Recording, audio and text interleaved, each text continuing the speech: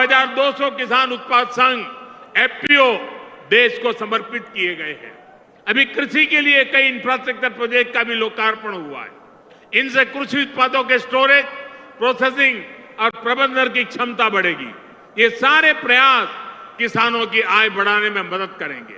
वैसे यहां महाराष्ट्र में तो किसानों को एनडीए सरकार में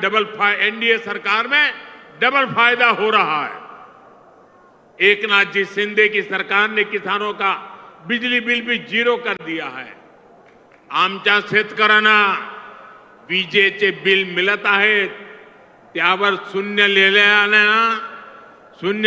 आहे ना। साथियों, महाराष्ट्र के किसानों ने, विदर्भ के किसानों ने कई दशकों तक बड़े संकटों का सामना किया है।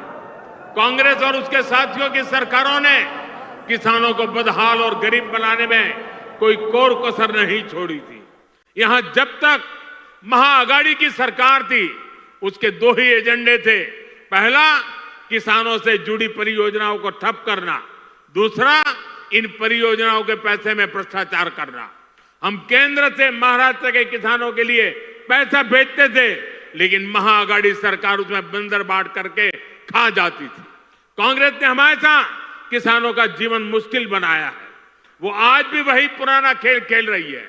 इसलिए कांग्रेस को पीएम किसान सम्मान निधि योजना पसंद नहीं आती।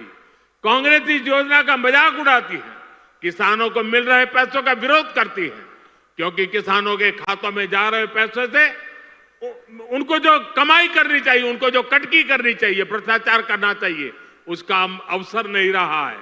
आज पड़ोसी राज्य कर्नाटका को देखिए।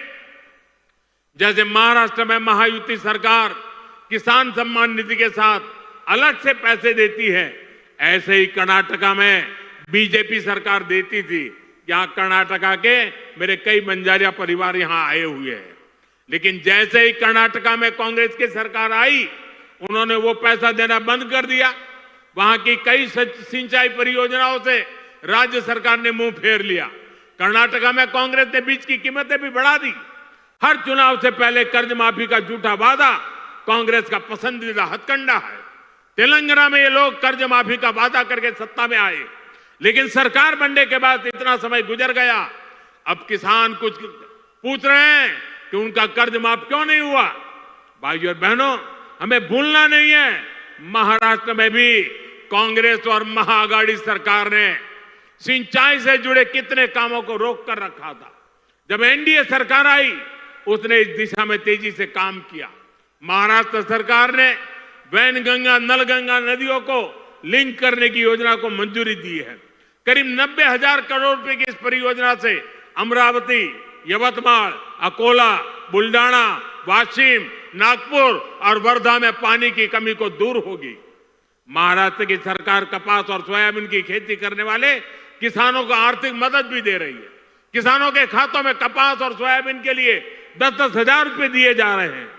हाल ही में अमरावती के टेक्सटाइल पार्क का शिलान्यास भी किया गया। इस पार्क से कपास किसानों को बड़ी मदद मिलेगी।